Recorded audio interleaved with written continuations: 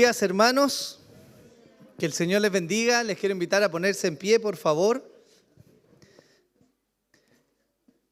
Vamos a dar inicio a este culto del Señor y vamos a partir leyendo todos juntos la Escritura en Génesis capítulo 35. Así que le invito a que abra su Biblia, júntese con su familia y podamos leer la palabra del Señor antes de que oremos y cantemos y realicemos las otras cosas de nuestro culto. Dice así la palabra del Señor. Entonces Dios dijo a Jacob: levántate, sube a Betel y habita allí y haz un altar a Dios, que se te apareció cuando huías de tu hermano Esaú. Entonces Jacob dijo a los hijos de su casa y a todos los que estaban con él: quitad los dioses extranjeros que hay entre vosotros, purificaos y mudaos los vestidos, y levantémonos y subamos a Betel, y allí haré un altar a Dios, quien me ha respondido en el día de mi angustia y que ha estado conmigo en el camino por donde he andado. Entregaron pues a Jacob todos los dioses extranjeros que tenían en su poder y los pendientes que tenían en sus orejas, y Jacob los escondió debajo de la encina que había junto a Siquem. Al proseguir el viaje, hubo gran terror en las ciudades alrededor de ellos, y no persiguieron a los hijos de Jacob. Y Jacob llegó a Luz, es decir, Betel, que está en la tierra de Canaán, él y todo el pueblo que estaba con él. Y edificó allí un altar y llamó al lugar El Betel, porque allí Dios se le había manifestado, cuando huía de su hermano. Y murió Débora, nodriza de Rebeca, y fue sepultada al pie de Betel debajo de la encina, y esta fue llamada Alon Bacut. Y Dios se apareció de nuevo a Jacob cuando volvió a Padán Aram y lo bendijo. Y Dios le dijo: tu nombre es Jacob, no te llamarás más Jacob, sino que tu nombre será Israel. Y le puso el nombre de Israel. También le dijo Dios: yo soy el Dios Todopoderoso. Sé fecundo y multiplícate. Una nación y multitud de naciones vendrán de ti, y reyes saldrán de tus lomos. Y la tierra que di a Abraham y a Isaac, a ti te la daré. Y daré la tierra a tu descendencia después de ti. Entonces Dios subió de su lado en el lugar donde había hablado con él, y Jacob erigió un pilar en el lugar donde Dios había hablado con él, un pilar de piedra, y derramó sobre él una libación. También derramó sobre él aceite, y Jacob le puso el nombre de Betel al lugar donde Dios había hablado con él. Entonces partieron de Betel, y cuando aún faltaba cierta distancia para llegar a Efrata, Raquel comenzó a dar a luz y tuvo mucha dificultad en su parto. Y aconteció que cuando estaba en lo más duro del parto, la partera le dijo: no temas, porque ahora tienes otro hijo. Y aconteció que cuando su alma partía, pues murió, lo llamó Benoni, pero su padre lo llamó Benjamín. Murió pues Raquel y fue sepultada en el camino de Efrata, es decir, Belén. Y erigió Jacob un pilar sobre su sepultura. Ese es el pilar de la sepultura de Raquel hasta hoy. Entonces partió Israel y plantó su tienda más allá de Migdal Eder. Y aconteció que mientras Israel moraba en aquella tierra, Rubén fue y se acostó con Bilha, la concubina de su padre, e Israel lo supo. Y los hijos de Jacob fueron 12. Hijos de Lea, Rubén, el primogénito de Jacob, después Simeón, Leví, Judá, Isaacar y Zabulón. Hijos de Raquel, José y Benjamín. Hijos de Bilha, sierva de Raquel, Dan y Neftalí. E hijos de Silpa, sierva de Lea, Gad y Aser. Estos son los hijos de Jacob que le nacieron en Padán Aram. Jacob fue a su padre Isaac en Mamre de Kiriat Arba, es decir, Hebrón, donde había residido Abraham e Isaac. Y vivió Isaac 180 años, y expiró Isaac y murió. Y fue reunido a su pueblo, anciano y lleno de días, y sus hijos Esaú y Jacob lo sepultaron. Amén. De todas las cosas que el capítulo 35 de Génesis nos puede mostrar, hay una que es distintivamente sobresaliente, hermanos. Y desearía que fuera el tenor en nuestros corazones al momento que nos reunimos el día de hoy al culto del Señor. Y es que el Señor es fiel cumplidor de sus promesas. Ya había prometido a su antepasado que haría de él una nación grande, que multiplicaría ese pueblo sobre la tierra, que fundaría un pueblo que sería su pueblo, su nación, y esa nación habitaría sobre la faz de la tierra. Y llegamos a este punto de la lectura en Génesis y vemos muchas cosas, pero sobresale el hecho de que el Señor es fiel a sus promesas. Hermanos, yo me pregunto si habrá alguna promesa que el Señor tenga para nuestras vidas. Él prometió, por ejemplo, volver para encontrarse con su pueblo. Amén, ¿o no? Él prometió, por ejemplo, que nos sustentaría todos los días de nuestra vida hasta que Él nos llame a su presencia. ¿Es cierta esa promesa? Él prometió un lugar donde ya no habría ni lloro, ni lamento, ni enfermedad, ni dolor, ni pecado, ni nada. Y esa promesa es ciertísima para todos los hijos de Dios. Como si eso fuera poco, también prometió la presencia de su Espíritu Santo en nosotros para ayudarnos y guiarnos y acompañarnos por todo nuestro peregrinaje hasta que lleguemos a la presencia del Señor. Hermano, yo no sé si eso le provoca alegría o gozo en su corazón. Si quizás es un motivo suficiente para que ahora que nos vamos a dedicar a este momento de alabar y exaltar a nuestro Dios, entonces nuestro corazón pueda estar dedicado y nuestra mente pueda reconocer y pensar en sus maravillas, en su grandeza y en su gloria. Porque si hemos de adorar a Dios, ¿qué es lo que hemos venido a hacer? Lo vamos a hacer desde la gratitud y desde la verdad de saber quién es Él. Amén. Así que les invito a que oremos al Señor. Padre, queremos alabarte en este día. Queremos honrar tu nombre. Queremos reconocer tu fidelidad sobre nuestras vidas. Sabemos que tú eres nuestro Dios, el que nos sustenta, el que nos guarda y el que nos protege. Y alabamos tu fidelidad, Señor, porque aún en los momentos en que nosotros fallamos, en los momentos en que nosotros nos olvidamos, tú permaneces fiel. Y exaltamos eso de ti, Señor. Somos tu iglesia, tu pueblo, y estamos seguros en tu mano, Señor. Y el día de hoy no queremos sino tributar alabanza y rendir la gratitud que hay en nuestros corazones, Señor, porque no solo estamos agradecidos de la obra que has hecho, sino que además nos diste un corazón para amarte. Y te amamos, Señor. Por lo tanto, recibo hoy día la gloria, la honra y la alabanza de tu iglesia, en los méritos de Jesús, nuestro Salvador. Amén y amén.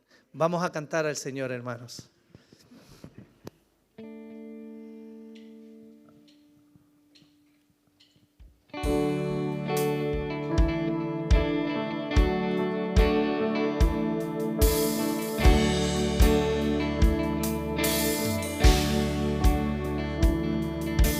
Muy sediento y vacío, ven y bebe agua viva.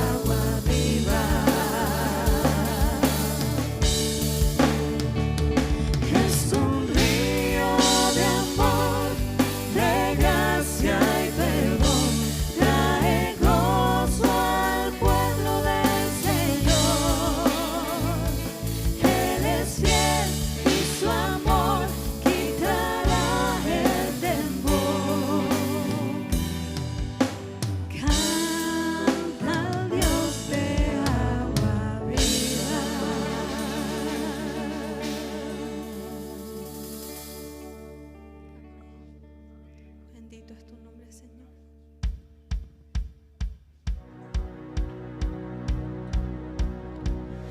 Siendo en forma de Dios, Rey de toda la creación, de siervo se vistió, hasta lo sumo se humilló, sufrió la muerte en su misión. Horrenda muerte en una cruz, inmenso amor le hizo descender a servir al pecador. Gracias sin igual, Cristo demostró, dio su vida a mi favor. Pon en mí la misma mente que hubo en Cristo, hazme un siervo para tu gloria. Tomaré mi cruz, te seguiré, Jesús, hazme un siervo para tu gloria.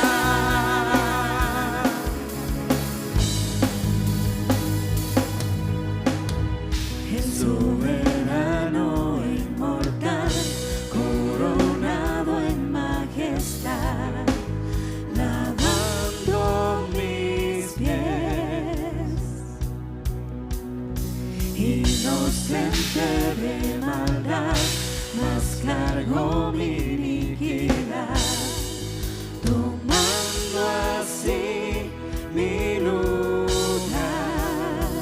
Herido fue por mi transgresión, en silencio padeció por mi rebelión, sangre derramó, por su muerte vivo yo. Pon en mí la misma mente que hubo en Cristo, hazme un siervo para tu gloria. Tomaré mi cruz, te seguiré, Jesús, hazme un siervo para tu gloria. Oh, oh, oh, oh,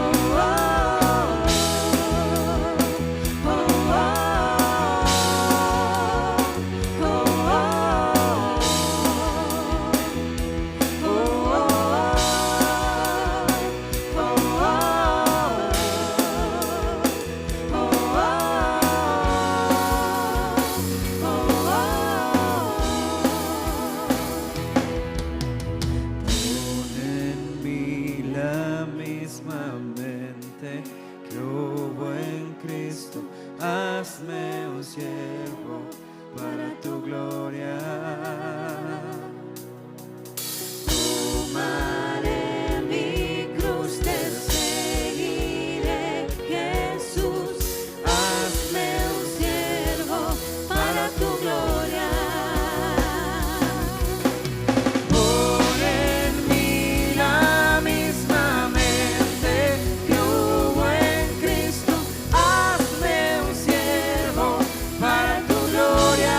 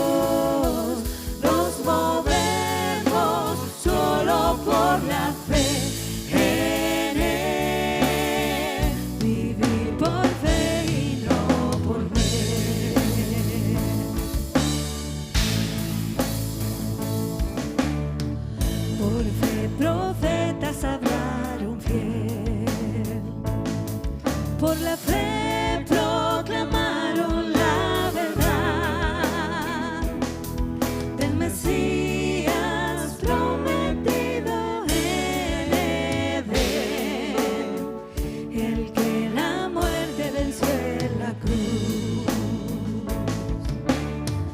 Por fe la iglesia se moverá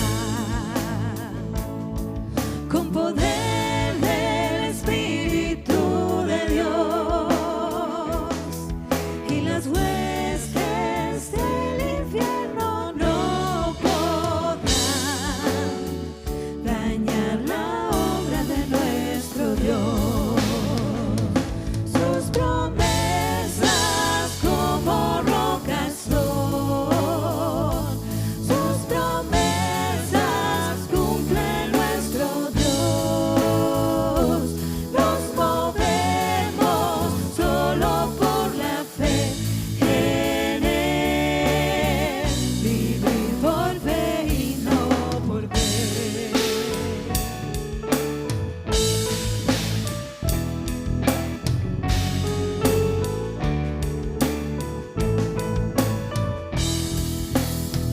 Por fe los montes se moverán, si la fe permanece en Jesús. El poder del Evangelio librará a todo aquel que confíe en Él. Sus promesas como rocas son, sus promesas cumple nuestro Dios. Nos movemos solo por la fe en Él, vivir por fe y no por ver.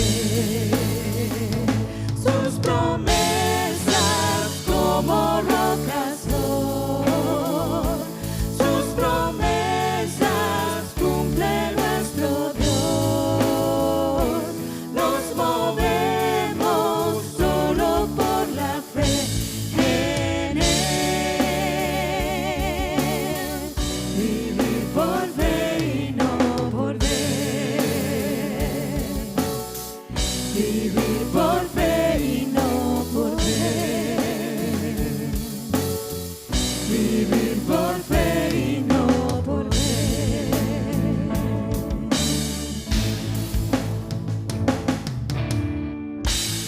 Así es, Señor. Gracias por la fe, Señor, que tú has puesto en nosotros.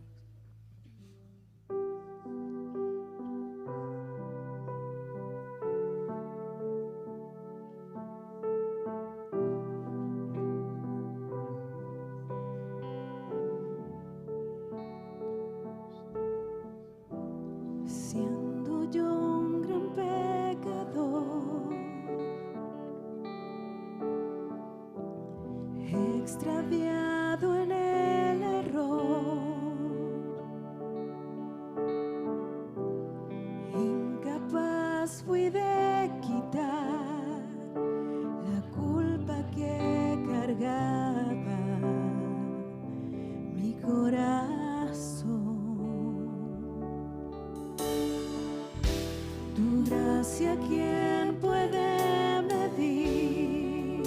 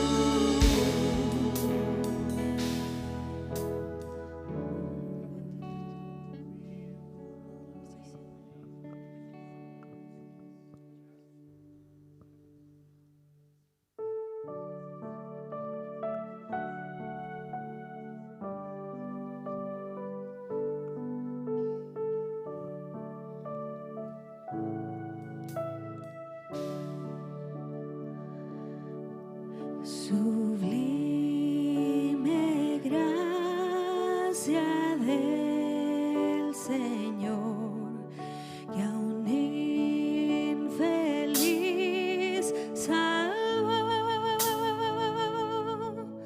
Fui ciego, mas hoy veo yo, perdido y Él me halló. Su gracia me enseñó a temer, mis dudas ahuyentó. Oh, cuán precioso fue a mi ser cuando Él me transformó, y a libre soy, Dios me salvó, y mis cadenas ya Él rompió, y como un río fluye el perdón, sublime gracia, inmenso amor.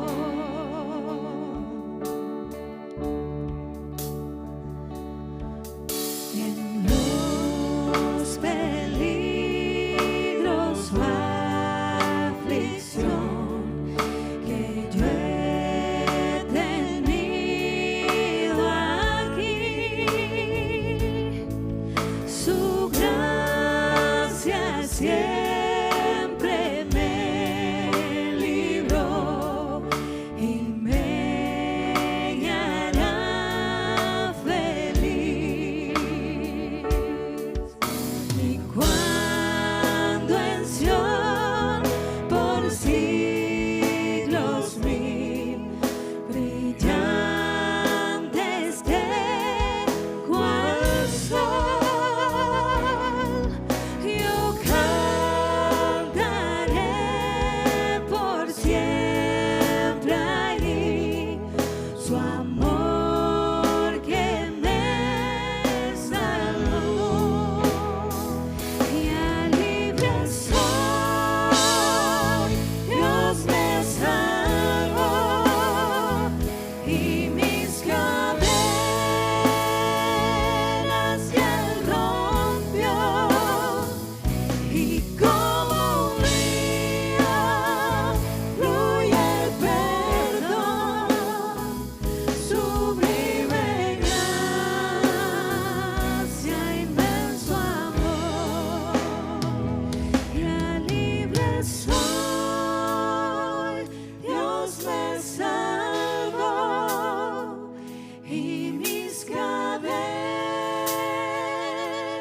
ya Él rompió, y como un río fluye el perdón, sublime gracia, inmenso amor, sublime gracia, inmenso amor. Gracias, Señor.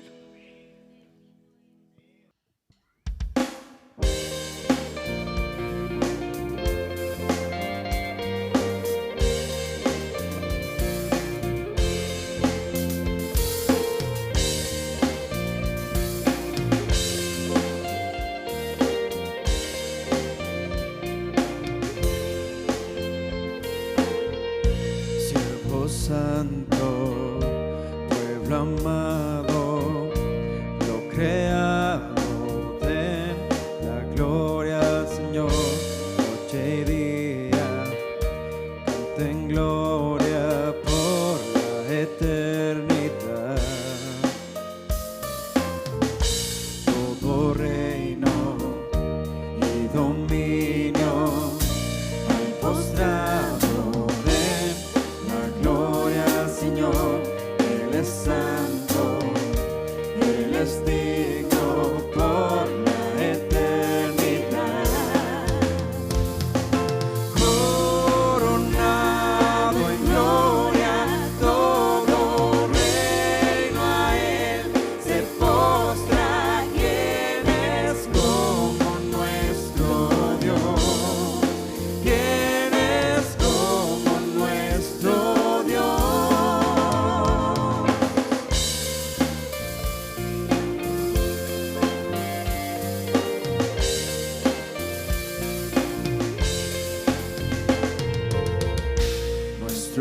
Cristo se ha encarnado, ha salvado, den la gloria al Señor, en su gracia Él nos guarda por la eternidad. Coronado en gloria, todo reino a Él se postra, quien es como nuestro Dios. Cambia el duelo en gozo, nos levanta desde el polvo, quien es como nuestro Dios, quien es como nuestro Dios.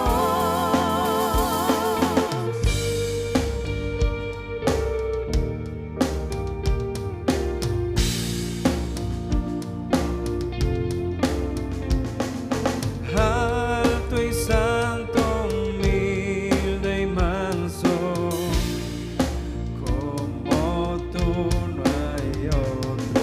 Fiel Mesías con nosotros, como tú no hay otro. Alto y santo, humilde y manso, como tú no hay otro. Fiel Mesías con nosotros, como tú no hay otro. Coronado en gloria, todo reino a Él se postra, quien es como nuestro Dios. Cambia el duelo en gozo, nos levanta desde el polvo, quien es como nuestro Dios, quien es como nuestro Dios. Nadie es como nuestro Dios, nadie es como nuestro Dios.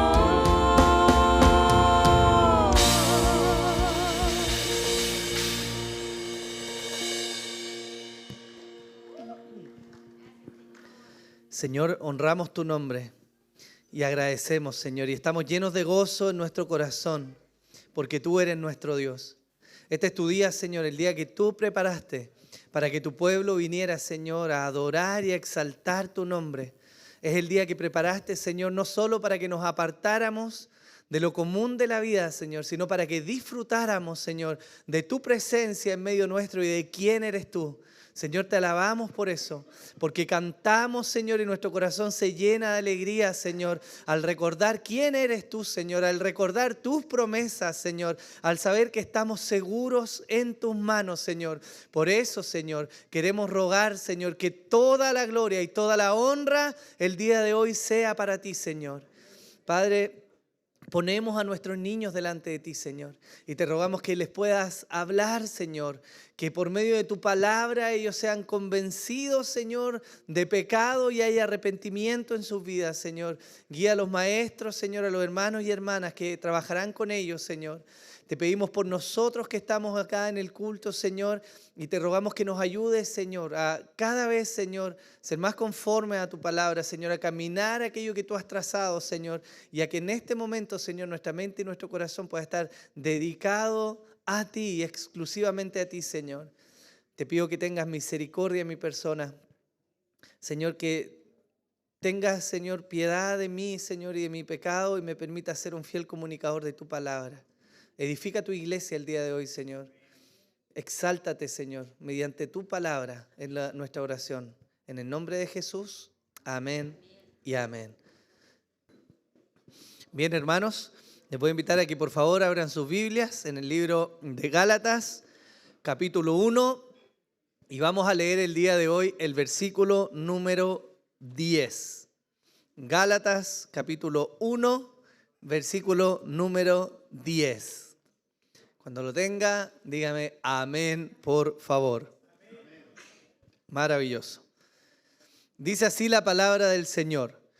Porque busco ahora el favor de los hombres o el de Dios, o me esfuerzo por agradar a los hombres.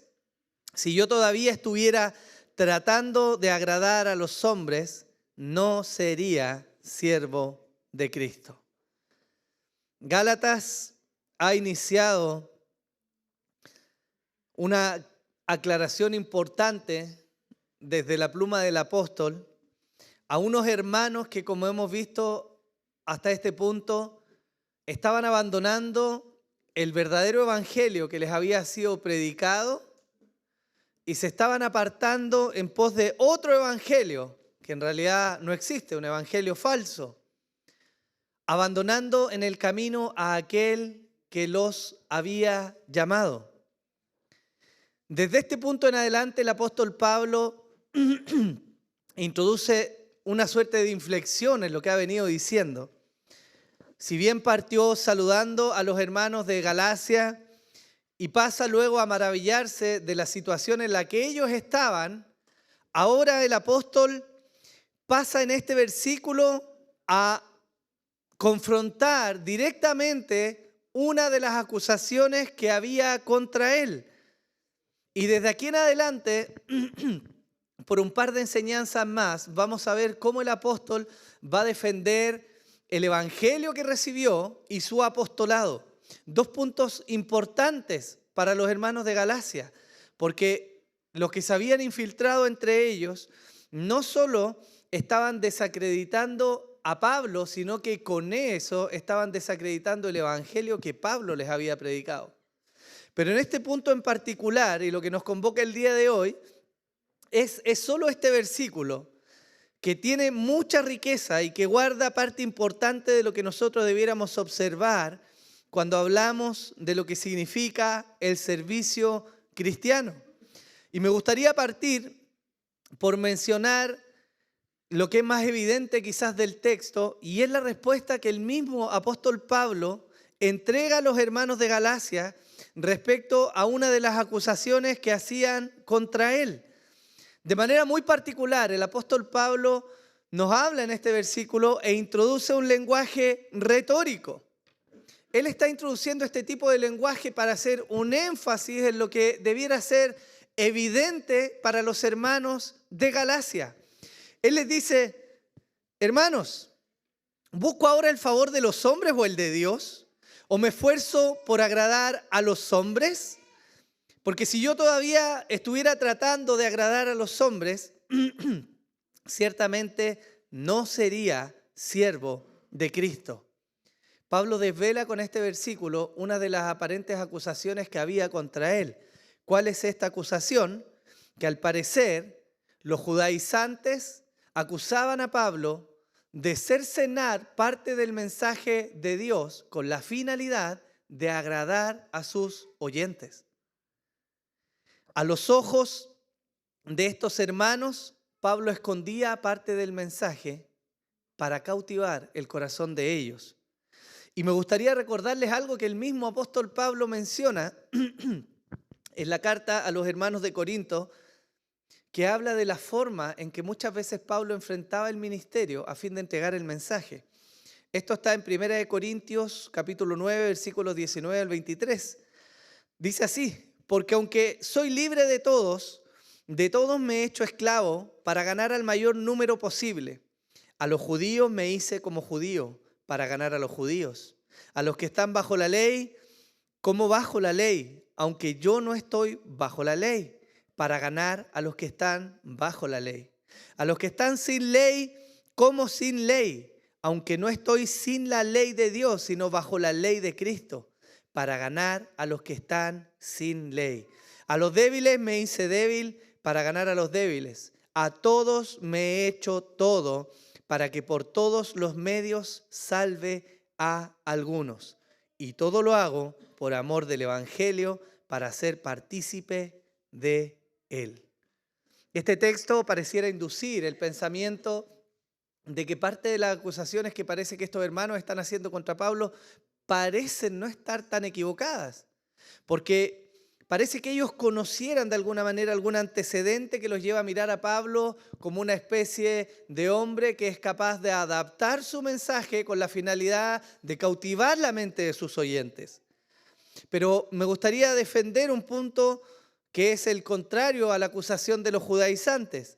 Y es que este fragmento de la carta a los hermanos de Corinto no se escribió sino hasta el tercer viaje misionero de Pablo, que tuvo lugar entre el 53 y el 57 después de Cristo, mientras él estaba en la ciudad de Éfeso.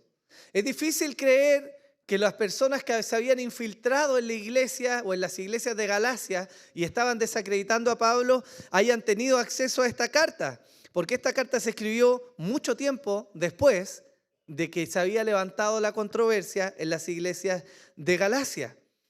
También es importante mencionar que Pablo, a través de este texto, no se presenta como un camaleón de la fe que se adapta a cada situación en favor de sus oyentes, traicionando el evangelio y por lo tanto estando siempre dispuesto a solo agradar a sus oyentes. Esta no es la actitud que vemos del apóstol Pablo. Muy por el contrario, vemos que Pablo presenta una disposición importante de cara a sus oyentes con la finalidad de que conozcan el verdadero mensaje de Jesús. Por lo tanto, hermanos, no es como se le acusa. No es que Pablo está buscando el favor de los hombres. Al contrario, su amor por las personas, su deseo de llevarlos a Cristo, su anhelo de mostrar la belleza del Salvador, lo lleva a abandonarse a sí mismo de cara a sus oyentes para que entonces no haya tropiezo en mostrar el mensaje del Evangelio, que es muy diferente a decir que él está cercenando su enseñanza para cautivar la mente de los Gálatas. Es una diferencia que parece sutil, pero es una diferencia importante, porque desacreditando al apóstol Pablo, desacreditan también el Evangelio que él predica. Ahora, si yo les menciono esto, hermanos, la pregunta que sigue y que es lógica a este argumento debiera ser, bueno, ¿cómo es verdaderamente el ministerio del apóstol Pablo? ¿Qué nos evidencia la Biblia misma respecto a la forma en que Pablo enfrentó el ministerio, sus dificultades y la predicación del Evangelio? Y providencialmente tenemos mucho contenido en la Biblia que habla de la forma, de las motivaciones, del carácter del apóstol Pablo. Quizás uno de los hechos más destacables que vienen a refutar con evidencia la acusación de estos hombres infiltrados en las iglesias de Galacia es que el ministerio de Pablo estuvo absolutamente marcado por algo que ninguno de nosotros deseara vivir, y eso es el sufrimiento. Segunda de Corintios capítulo 2, versículos 14 al 17 dice: pero gracias a Dios que en Cristo siempre nos lleva en triunfo y que por medio de nosotros manifiesta en todo lugar la fragancia de su conocimiento, porque fragante aroma de Cristo somos para Dios entre los que se salvan y entre los que se pierden. Para unos, olor de muerte para muerte, y para otros, olor de vida para vida. Y para estas cosas, ¿quién está capacitado?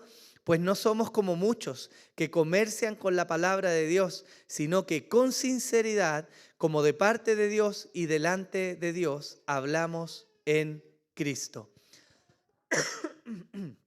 Cuando Pablo escribe este texto a los hermanos de Corinto, él está reconociendo algo que ha sido el tenor de su predicación.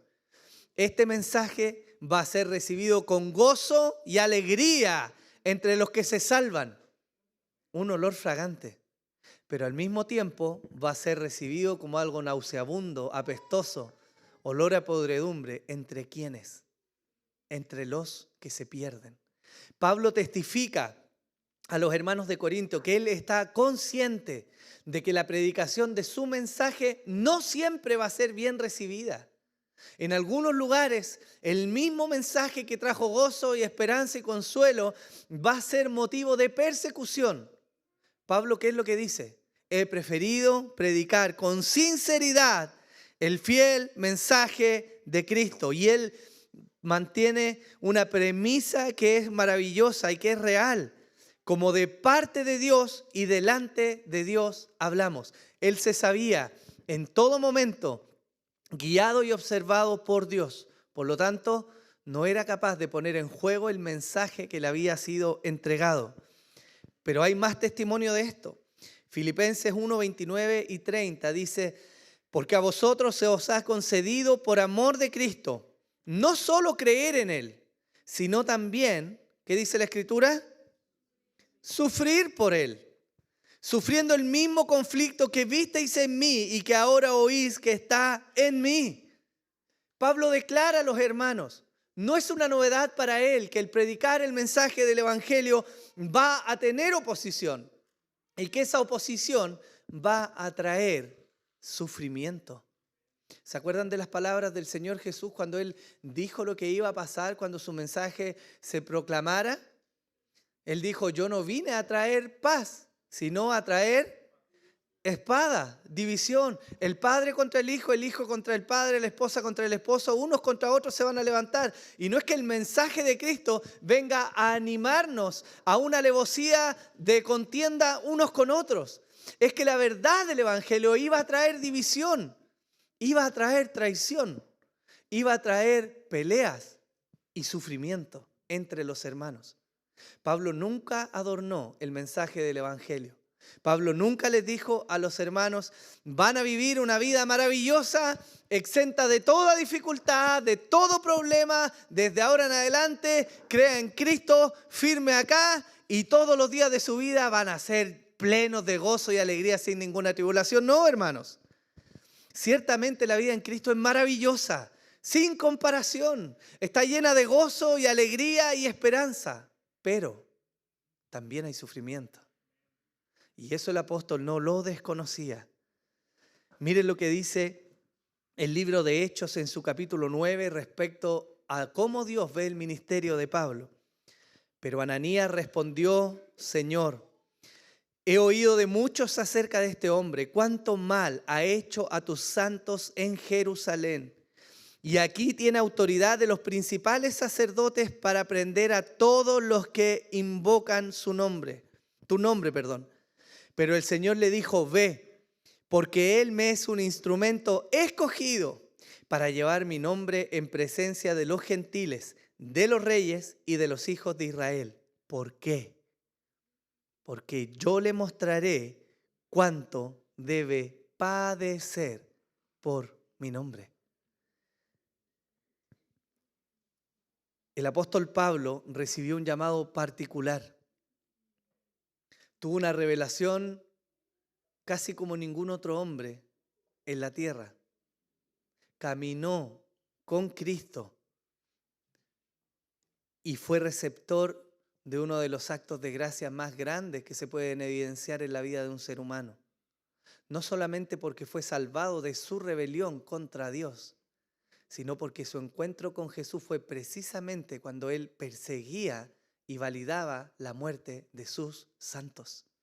Acuérdense que el libro de Hechos nos muestra que este joven Saulo estaba de pie asintiendo la muerte de Esteban, uno de los primeros, si no el primer mártir. Pablo era un enemigo, perdonado y llamado por gracia, levantado para un propósito maravilloso. Hermanos, ¿acaso se atrevería Pablo a traicionar a aquel que lo llamó para simplemente agradar a los hombres? La evidencia del ministerio, de la vida de Pablo nos muestra que no, que él no tenía ese deseo ni ese anhelo de caer bien a los hombres antes que agradar a aquel que lo había llamado.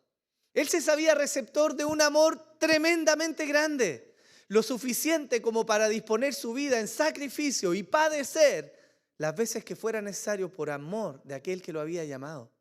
Por lo tanto, es difícil pensar que tuviera sustento esta acusación de los judaizantes, de que él decidiera adornar el mensaje del Evangelio para simplemente caerle bien a algunos hombres. Hechos 20, 26 y 27 dice, por tanto os doy testimonio en este día de que soy inocente de la sangre de todos, pues no rehuí declarar a vosotros todo el propósito de Dios. Estas palabras las dice Pablo en la despedida de Mileto, cuando está delante de los hermanos, y en sus palabras finales él les dice: yo les he anunciado todo el consejo de Dios. Lo que está implícito en eso es que Pablo no eligió partes del mensaje del Evangelio para ganar adeptos entre esos hermanos, sino que por el contrario, él les predicó la totalidad del mensaje, predicó la palabra y luego los confronta y les dice: está en ustedes ahora lo que van a hacer con el mensaje que les ha sido predicado, si se van a mantener fieles o si se van a deslizar, pero yo he hecho mi labor, ¿cierto? Primera de Corintios 3, versículos 1 al 3, se nos dice así: así que yo, hermanos, no pude hablaros como a espirituales, sino como a carnales, como a niños en Cristo. Os di a beber leche, no alimento sólido, porque todavía no podíais recibirlo. En verdad, ni aún ahora podéis, porque todavía sois carnales. Pues habiendo celos y contiendas entre vosotros, ¿no sois carnales y andáis como hombres? Si el apóstol Pablo quisiera agradar a su audiencia siempre, ¿no habría elegido otro juego de palabras? ¿O usted se alegraría de que alguien viniera a decirle: bueno, pues chuleta, ¿cómo estás? ¿Cierto? Porque, ¿qué se creen de venir a tratarme de carnal? ¿Cierto? Hay gente que se espanta cuando a veces es confrontada. Y evidentemente hay formas de eso, vamos a hablar. Pero el apóstol Pablo era duro con los hermanos de Corinto. Él les dijo: ustedes son carnales. Y el tenor, de hecho, de la carta a los Corintios es precisamente el tenor de bajarle los humos a una iglesia que se creía espiritual cuando en realidad eran muy carnales. Y Pablo les habla en duros términos y los confronta con dureza. ¿Por qué? Porque él está enseñando el mensaje de Dios tal como debe ser enseñado. Gálatas 3:1, 1 Corintios 5:2 nos dan evidencia de formas en que Pablo fue fiel al mensaje, no buscando agradar a los hombres. Y lo vamos a ver más adelante. Pero Pablo tiene un encuentro muy particular con el apóstol Pedro y lo confronta públicamente delante de toda la iglesia por la hipocresía que él estaba viviendo. Si Pablo quisiera agradar a las personas, ¿no es lógico que hubiera evitado llegar a esos momentos de confrontación? ¿No hubiera buscado acaso una forma de adornar el mensaje, de no caer ese punto en el que su misión, aquella por la cual invertía su vida, su tiempo y sus recursos y arriesgaba el pellejo, tuviera una mayor cantidad de fruto? Pero el apóstol se mantiene fiel a la verdad del Evangelio y él predica lo que debe predicar. Mirando esto así, ¿cuál es el foco entonces del ministerio de Pablo? 1 Corintios 9:23 nos lo dice: y todo lo hago por amor del Evangelio, para ser partícipe de él. Si hay algo distintivo, hermanos, en el ministerio de Pablo es su gran amor por Cristo. Desde el momento en que este hombre pecador recibe la visión y conoce al Señor y se cae el velo delante de sus ojos y se convierte, él comienza a mostrar un amor cada vez más creciente por Jesús, su Señor. Él está embelesado por la belleza de Cristo, está apasionado por la divinidad de Él, está lleno de gozo por la esperanza ciertísima del Evangelio, de que hay una vida maravillosa que le espera más adelante. Él ama a Cristo tanto como para entregar su vida completa de manera fiel para servirle a Él. Filipenses 3, versículos 7 al 8 nos dice: pero todo lo que era para mí ganancia lo he estimado como pérdida por amor de Cristo. Y aún más, yo estimo como pérdida todas las cosas en vista del incomparable valor de conocer a Cristo Jesús, mi Señor, por quien lo he perdido todo y lo considero como basura. ¿A fin de qué? A fin de ganar a Cristo. Su estatus, su reputación, su riqueza, su fama, todo lo que había acumulado en su vida anterior, siendo celoso de las tradiciones judías, todo era motivo de desecho ahora que había conocido a Cristo. Nada se comparaba con el valor de llegar a conocer a Jesús, su Señor. Esa es la evidencia que da. Ese es el foco del ministerio de Pablo. Llegar a ser semejante a Jesús. Llegar a ver a su Señor, su amado Salvador, aquel que lo había rescatado. Segunda de Corintios 11, desde el 23 al 31 se nos relata así. ¿Son servidores de Cristo? Hablo como si hubiera perdido el juicio. Yo más, en muchos más trabajos, en muchas más cárceles, en azotes un sinnúmero de veces, a menudo en peligros de muerte. 5 veces he recibido de los judíos 39 azotes. 3 veces he sido golpeado con varas. 1 vez fui apedreado. 3 veces naufragué. Y he pasado una noche y un día en lo profundo, con frecuencia en viajes, en peligros de ríos, peligros de salteadores, peligros de mis compatriotas, peligros de los gentiles, peligros en la ciudad, peligros en el desierto, peligros en el mar, peligros entre falsos hermanos, en trabajos y fatigas, en muchas noches de desvelo, en hambre y sed, a menudo sin comida, en frío y desnudez. Además de tales cosas externas, está sobre mí la presión cotidiana de la preocupación por todas las iglesias. ¿Quién es débil sin que yo sea débil? ¿A quién se le hace pecar sin que yo no me preocupe intensamente? Si tengo que gloriarme, me gloriaré en cuanto a mi debilidad. El Dios y Padre del Señor Jesús, el cual es bendito para siempre, sabe que no miento. El currículum del apóstol Pablo era tremendo. Él sí era un hombre experimentado, por lo menos en sufrimientos, en batallas, en luchas, en agonía, en necesidad. Es difícil que este apóstol, con todas esas credenciales, estuviera adornando el mensaje del Evangelio simplemente para tratar de agradar a algunos hombres. Ahora, hermanos, ¿por qué es importante mirar estos aspectos de la vida del apóstol? Es importante prestar atención a sus credenciales y su sufrimiento y todo lo que él experimentaba, porque nos hace ver con mayor claridad la motivación de su corazón y nos pone en contexto para lo que él dice al final del versículo 10 de Gálatas capítulo 1. Después de que él hace esas preguntas retóricas, él dice, si yo todavía estuviera tratando de agradar a los hombres, no sería siervo de Cristo. Esta breve respuesta concluye con una declaración contundente que buscaba traer a los gálatas a una reflexión más profunda respecto a lo que habían sido engañados. Recuerden esto, Pablo va a las iglesias de Galacia, les predica el evangelio, hay conversión entre los hermanos, Pablo sigue su ministerio y le llega a oídos de que otros hermanos o falsos hermanos estaban entre ellos desacreditando al apóstol y desacreditando el mensaje que él había predicado. La respuesta de él no es a los detractores, es a los gálatas, para que ellos consideren de verdad lo que él les había enseñado y vieran en el cumplimiento de su ministerio las marcas de un verdadero siervo de Cristo.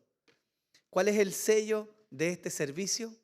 El verdadero siervo de Cristo no busca agradar a los hombres. Él tiene un Señor que está sobre los hombres. Por lo tanto, no es el foco de este ministerio fijarse en hacer feliz a la audiencia.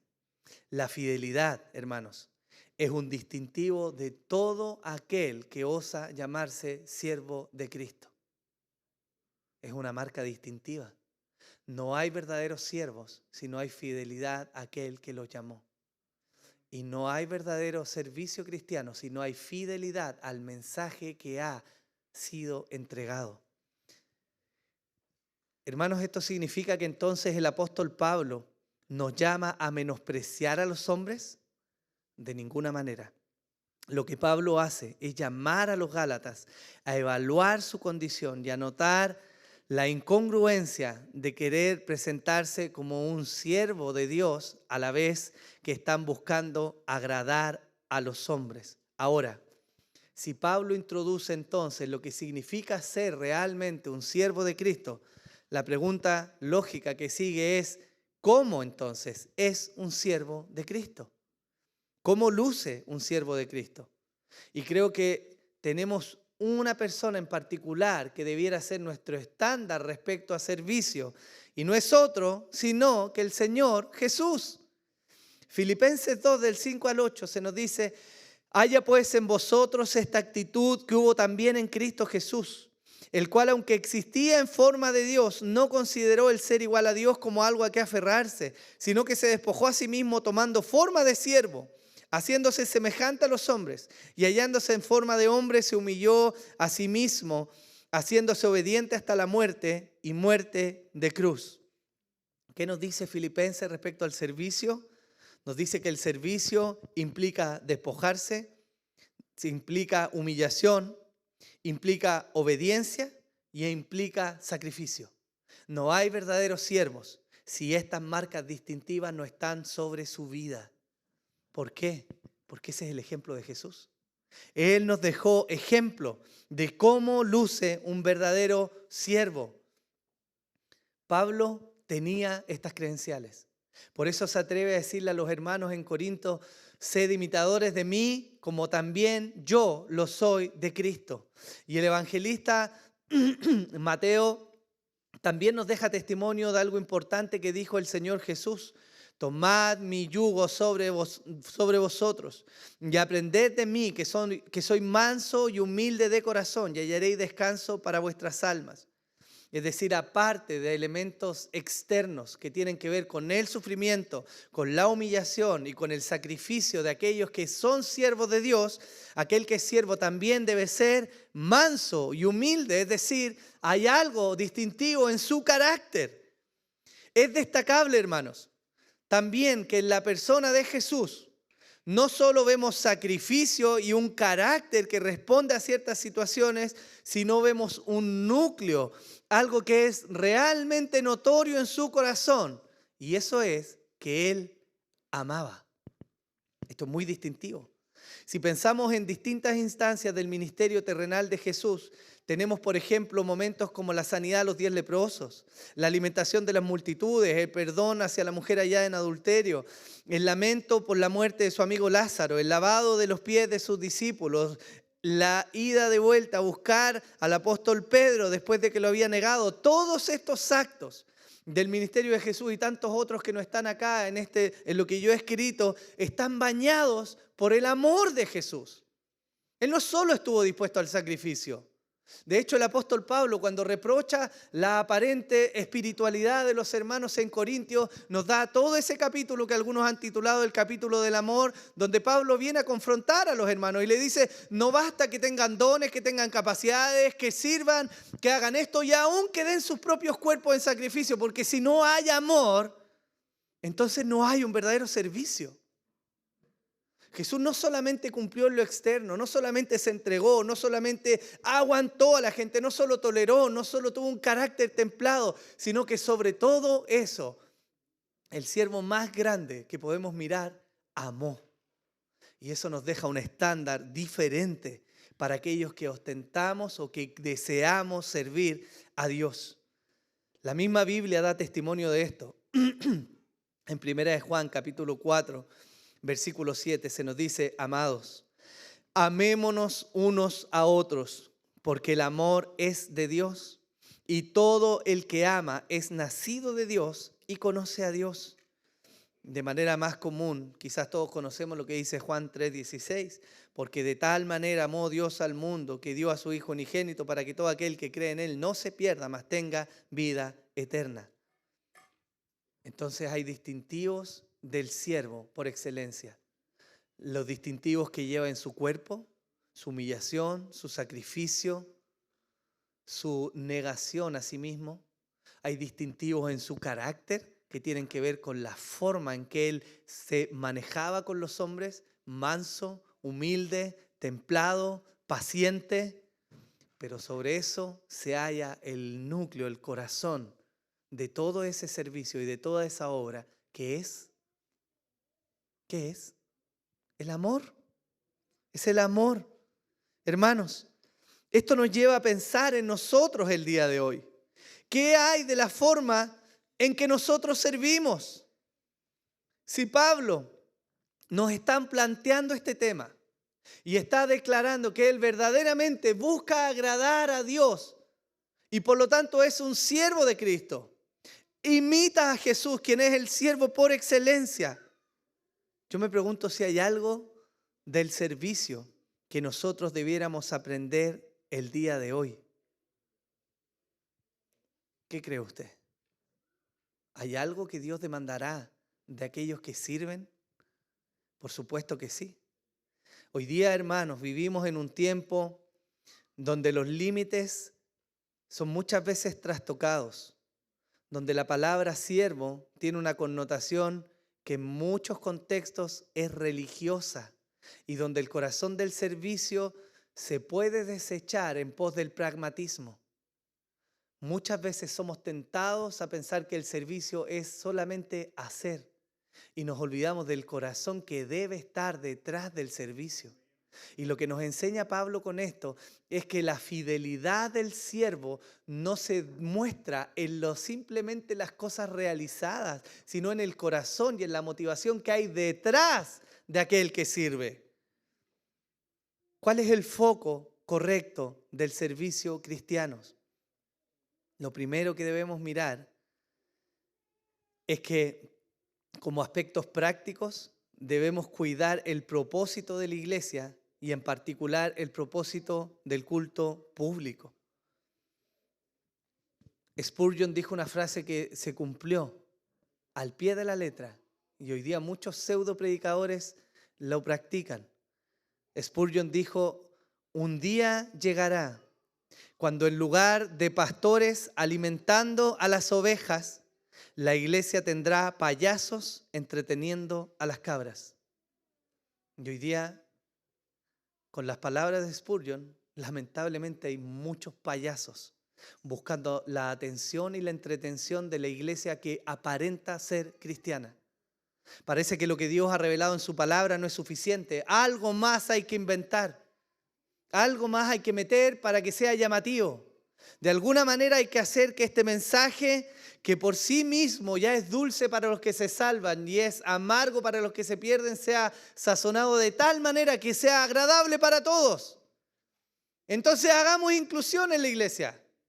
No respetemos las restricciones que Dios ha puesto para el culto. Vivamos de la forma que se nos dé la gana, porque parece que el fin pudiera justificar a los medios, pero la verdad es que no es así.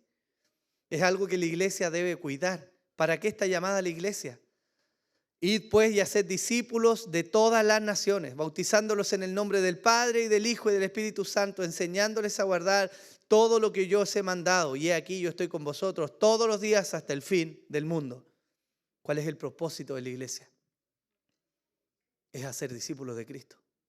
Es predicar el Evangelio, tal como Él lo entregó. Es llamar a los hombres al arrepentimiento, es mostrar que no da lo mismo la forma en que vivimos, es avisar que hay una condenación enorme que viene para todos aquellos que viven su vida licenciosa lejos de Dios. Ese es el mensaje del Evangelio. Y la buena noticia es que hay uno perfecto que murió para que tú no tengas que pagar ese castigo. Pero la condenación está puesta para todos aquellos que rechazan ese mensaje. Y por duro que parezca, ese es el mensaje del Evangelio. Debemos cuidar, hermanos, la pureza del mensaje y debemos guardar la honestidad al predicar. Creo que muchas veces podemos sentirnos presionados a encubrir la verdad. Parece que a veces nos incomoda el mensaje del Evangelio, ¿no? Pero ¿cómo le voy a decir a alguien que se va a ir al infierno si no cree en Jesús? No, mejor le digo que Dios tiene un plan maravilloso para su vida.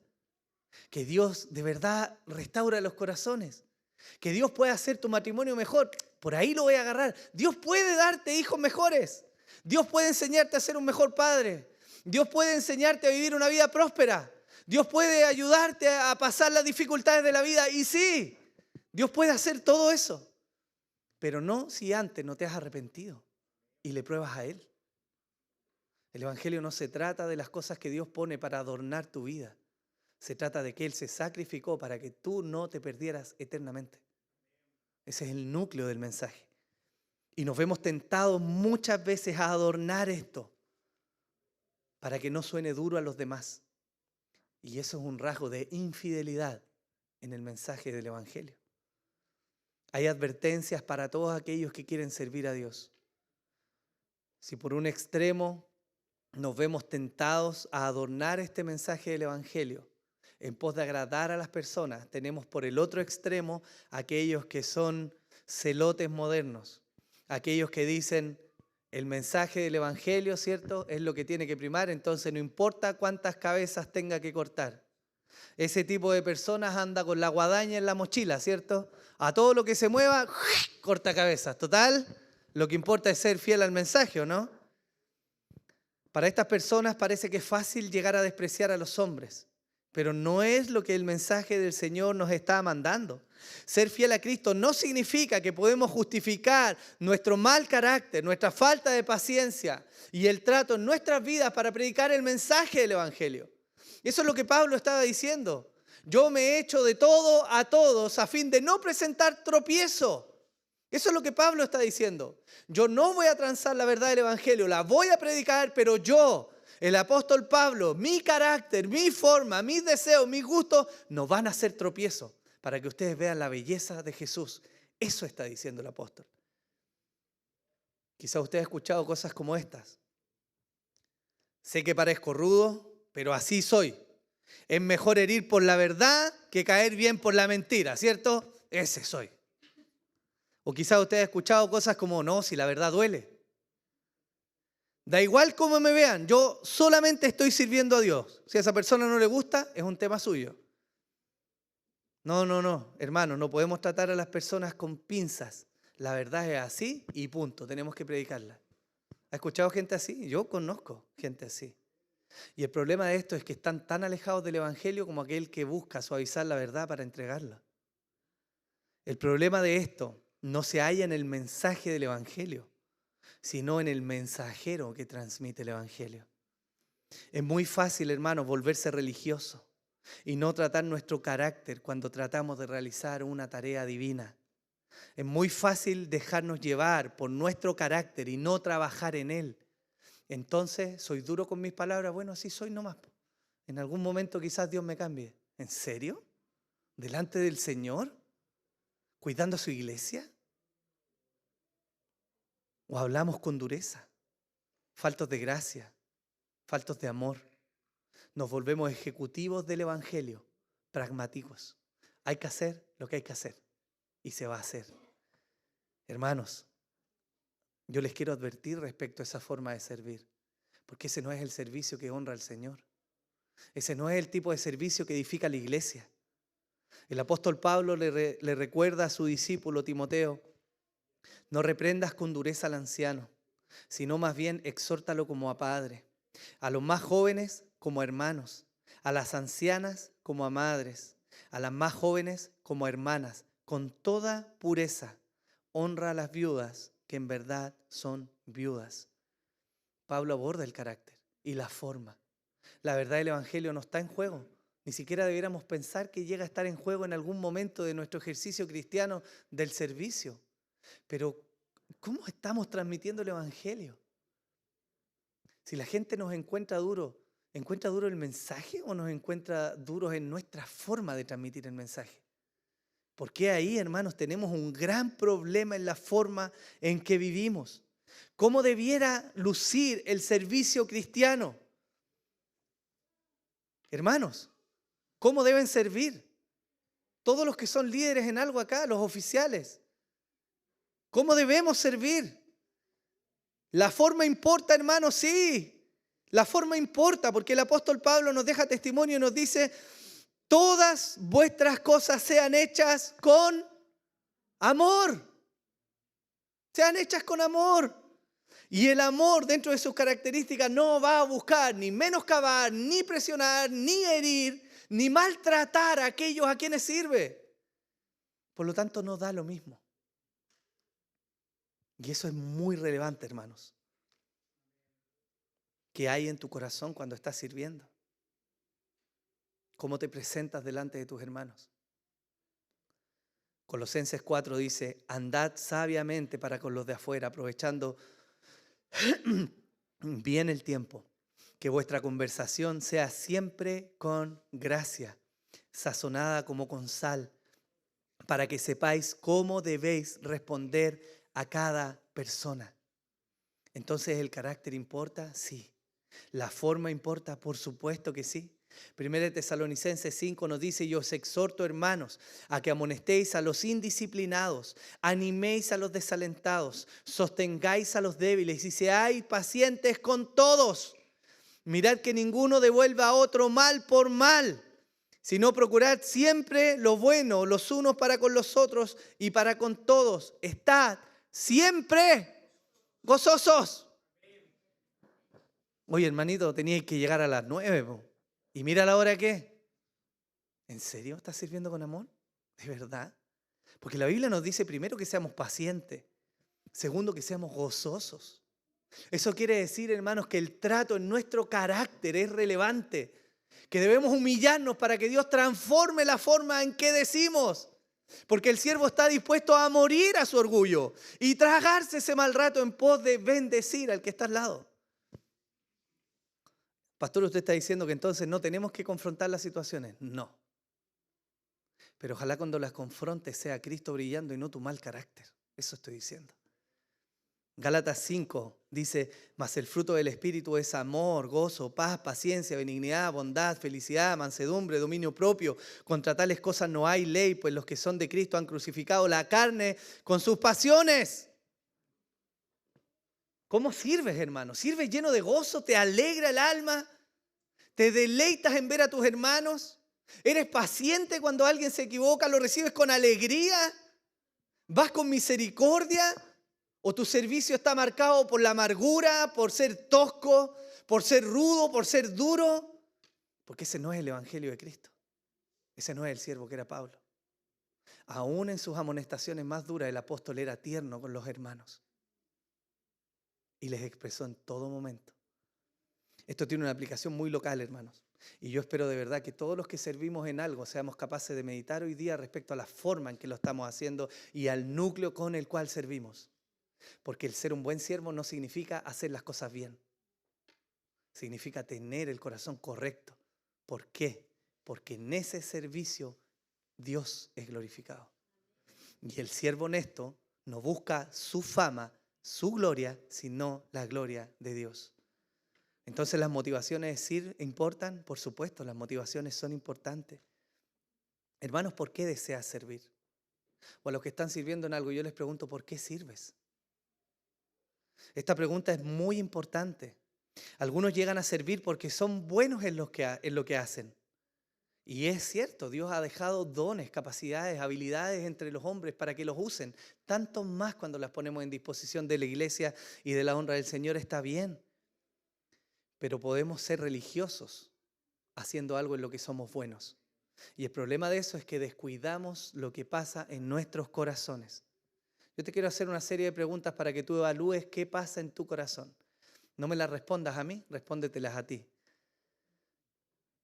¿Te enojas cuando otros no sirven como tú?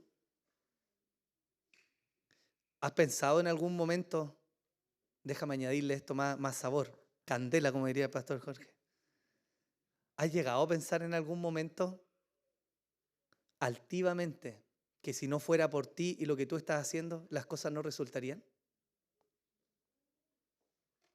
¿Eres dócil y manso al corregir a otro o eres áspero y tosco? ¿Pierdes la paciencia con facilidad? ¿Indicas palabras hirientes cuando debes repetir las mismas cosas? Cuando tratas con otras personas, ¿las alientas o las desalientas? ¿Las personas hallan reposo en ti y consuelo o se sienten juzgadas e intimidadas? Porque la respuesta a estas preguntas, hermano, nos habla claramente del tenor de lo que hay en nuestro corazón.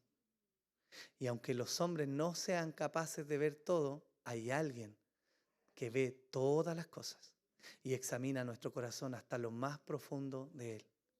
Pablo dijo, después de que dio todo su discurso, Pablo dijo, porque sé que estoy delante de Dios. Él se sabía así. Y el servicio cristiano verdadero, hermanos, tiene el tenor de no solo manifestarse en lo externo, sino tener un profundo anhelo y deseo. Yo te pregunto, ¿tú amas a la iglesia que el Señor ama? Porque esa iglesia que el Señor ama, que somos nosotros, tiene varios distintivos. En el lado positivo trata de ser fiel, se trata de esforzar, trata de tener comunión. Pero en la práctica todos nosotros fallamos, somos infieles, somos necios, somos perezosos, somos negligentes en muchas ocasiones. Pero Él ama esa iglesia. Entonces cuando tú te levantas a servir, ¿eres consciente de que Él ama a esa iglesia, a ese hermano? Porque muchas veces es más fácil tirar la piedra y reprender y reprochar a darse el trabajo de ir al lado y decir, hermano, ¿qué te pasó? ¿Necesitas ayuda? Dime, ¿en qué te puedo ayudar? ¿Quieres que ore por ti? ¿Estás pasando algún momento difícil? Mira, te quiero enseñar en la Escritura. Sentémonos. El pragmatismo, hermanos, es uno de los peligros más grandes que hay para servir. ¿Sabes por qué? Porque el pragmatismo te va a llevar a que tu corazón se reciba raíces de amargura. Un mal siervo es un siervo que guarda amargura en su corazón. Un siervo que sirve rezongando, reclamando, quejándose del servicio y de su iglesia. Pablo no era así. Pablo era un hermano que servía con gozo.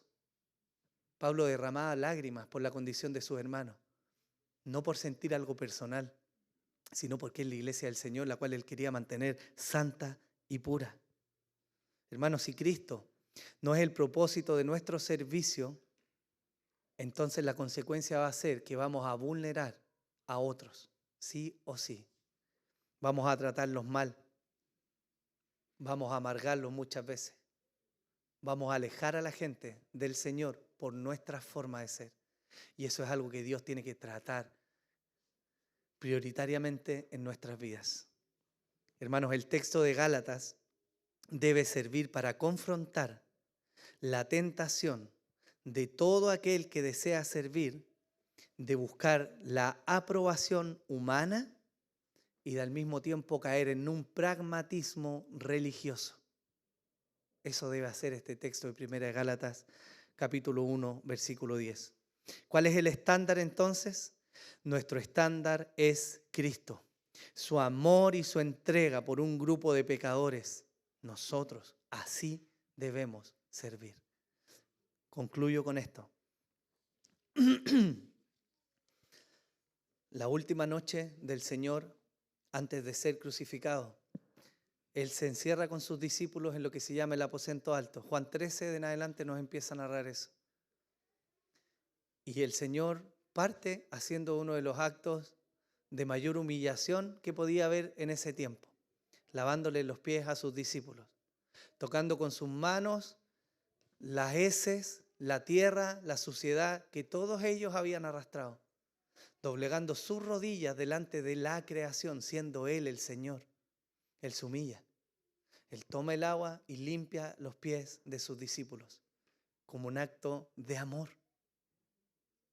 No solo se humilla en eso, sino que además se humilla delante del que sabía que lo iba a traicionar y le sirvió igual. Hermanos, si Jesús estuvo dispuesto a hacer eso y Él nos dice, aprendan de mí, ¿quién eres tú para venir a golpear a tu hermano? ¿Quién eres tú para levantarte en juicio contra el que está al lado tuyo? ¿Quién te puso jinetas para venir a maltratar a la iglesia de Dios? Dios no te ha dado esa autoridad. Dios no nos dio esa autoridad a los que servimos.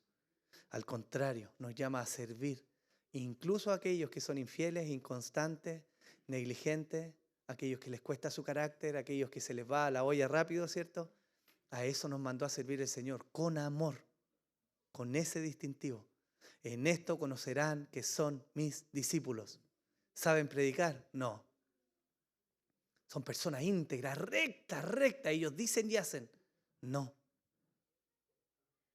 ¿Se visten bien para el día del culto público? No. ¿Mantienen bien guiadas a sus familias? No. En esto conocerán que son mis discípulos, que tienen amor los unos por los otros. El amor es el que lleva a cubrir la falta. El amor es el que te hace morir por otro, que te hace pasar por alto la ofensa, que te hace humillarte y someterte. Y lo contrario de esto, hermano, no tiene solo una consecuencia pragmática en la forma en que vivimos, en que alguien se enoje o se sienta. Lo más terrible de esto es que tu corazón va a comenzar a endurecerse. Y en vez de disfrutar aquello a lo cual Dios te mandó a hacer, vas a terminar haciéndolo amargado. Y una de las cosas maravillosas es que estamos puestos para disfrutar a Dios. ¿Cuál es el fin último del hombre? Disfrutar a Dios y glorificarle para siempre, ¿o no? Para eso estamos llamados. Póngase en pie, hermano.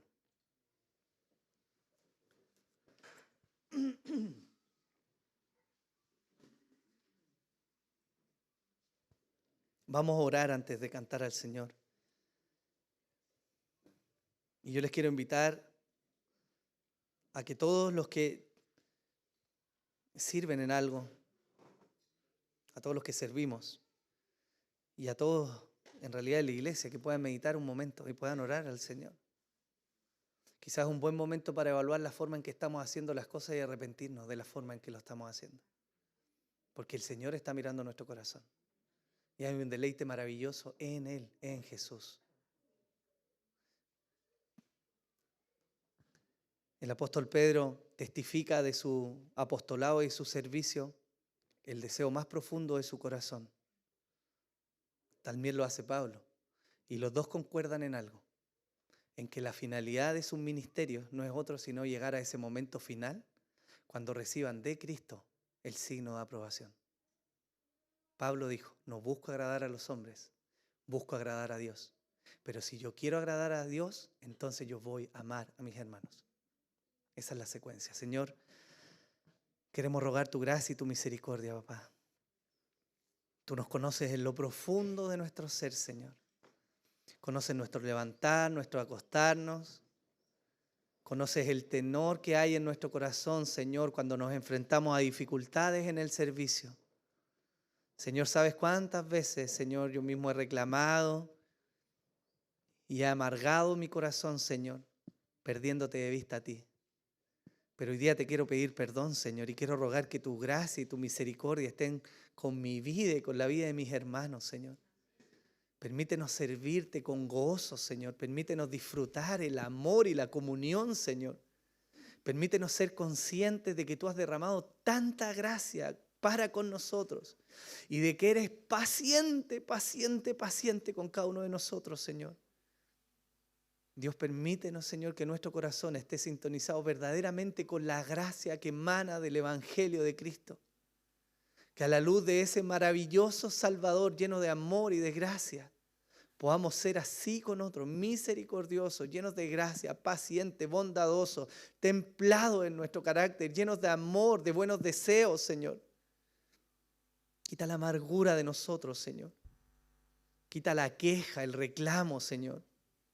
Quita el maltrato de nosotros, Señor, para que todos puedan ver, Señor, que somos tu pueblo y que tu gloria brille en medio de nuestro servicio.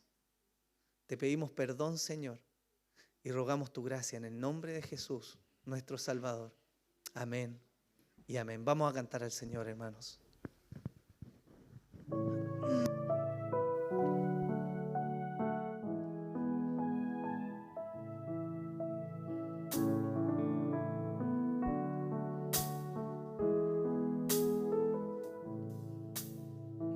Gracias por la cruz, oh Dios,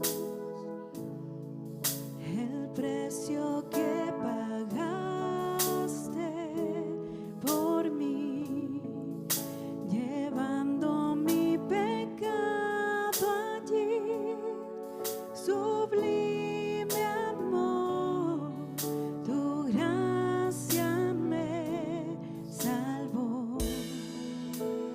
Gracias por tu amor, oh Dios,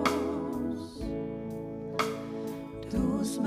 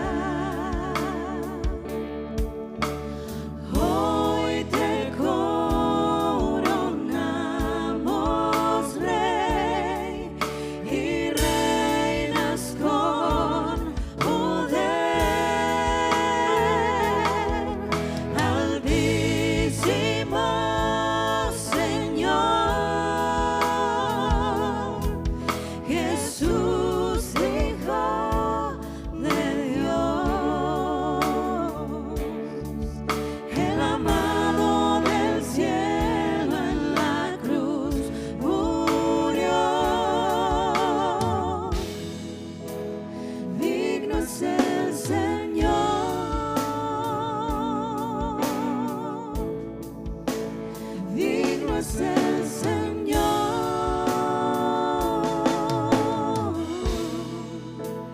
Gracias por la cruz, oh Dios, el precio que pagaste por mí, llevando mi pecado allí. Sublime amor, tu gracia me salvó. Gracias por tu amor, oh Dios, tus manos clavadas por mí, me has lavado, Señor. Conozco hoy tu abrazo y tu perdón. Digno es el Señor, en su trono está. Hoy te coronamos, Rey, y reinas con poder. Altísimo Señor, Jesús, Hijo de Dios, el amado del cielo en la cruz murió.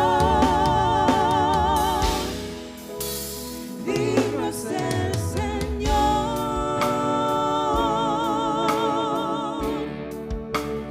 digno es el Señor,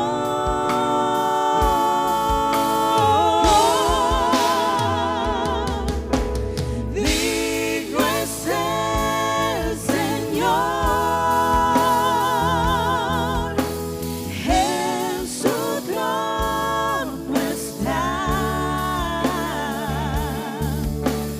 Hoy te coronamos, Rey, y reinas con poder. Altísimo Señor, Jesús, Hijo de Dios, el amado del cielo en la cruz murió. Digno es el Señor,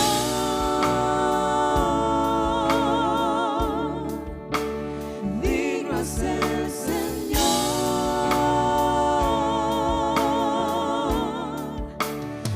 digno es el Señor,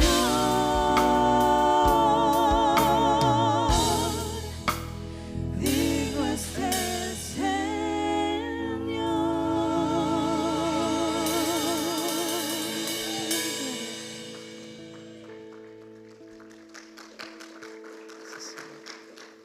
Tú eres digno de gloria y honra, Señor. Eres digno de lo mejor de nuestra adoración, Señor, de lo mejor de nuestro servicio. Eres digno, Señor, de todo nuestro corazón. Te amamos, Señor. Agradecemos tu fidelidad, Señor, y que no nos pagas conforme a nuestras obras. Gracias por tu paciencia, Señor, que nos levanta, nos corrige, nos instruye y nos reprende con amor, Señor. Te alabamos, Señor. ¿Qué haríamos, Señor, si tu gracia no estuviera sobre nuestras vidas? ¿Qué haríamos si tu Hijo no hubiera muerto, Señor, en nuestro lugar, Señor? Estaríamos perdidos. Pero hoy día podemos orar y cantar y abrir nuestros labios, Señor, como una muestra de tu aceptación por los méritos de Jesús. Por eso te honramos y te amamos, Señor. Dios, queremos antes de irnos, queremos orar, Señor, y poner delante de ti de nuevo a todos nuestros hermanos, Señor, que están enfrentando necesidades en su salud, Señor. Por Guillermo, por Carmen, por Raúl, por Rosy, por Alvarita, por Valentina, por nuestra hermana Bernarda, por Elizabeth, por Regina, por Silvia, por Aurea, por Elena, por nuestro hermano Juan Valencia, por Mariela, por Elizabeth, Señor, por Romina, por Jaime, Señor, por nuestra hermana Oda y por Carlos Flores, Señor. Señor, tú conoces la situación de cada uno de ellos, Señor. Pero rogamos que tu gracia les pueda levantar, Señor. Y si está en tu voluntad, Señor, también pueda sanar sus cuerpos y fortalecerlos, Señor. Permítenos, Señor, practicar el amor y el servicio, Señor, ocupándonos de aquellos que están enfermos y tienen necesidad, Señor. Rogamos tu cuidado sobre sus vidas, Señor. Y también antes de terminar, Señor, yo quiero pedir tu bendición para tu iglesia, Señor. Y quiero rogar, Señor, que acompañes a mis hermanos y les guardes, Señor. Que tu paz repose sobre sus vidas, Señor. Que la gracia del Evangelio les aliente, Señor. Que tu presencia, Señor, esté con ellos cada día, Señor. Bendice a tu iglesia, Señor. Susténtala, sosténla, Señor. Guárdala, líbrala de todo mal, Señor. Y que tu Espíritu Santo en los días que vienen, Señor, nos aliente a recordar, Señor, todo lo que hemos visto el día de hoy, Señor, y a recordar, Señor, que hay gozo y hay deleite en servirte a ti, en tu presencia, Señor. Te damos gracias por este culto, Señor, y rogamos tu bendición, Señor, en el nombre de Jesús, nuestro Salvador. Amén y amén.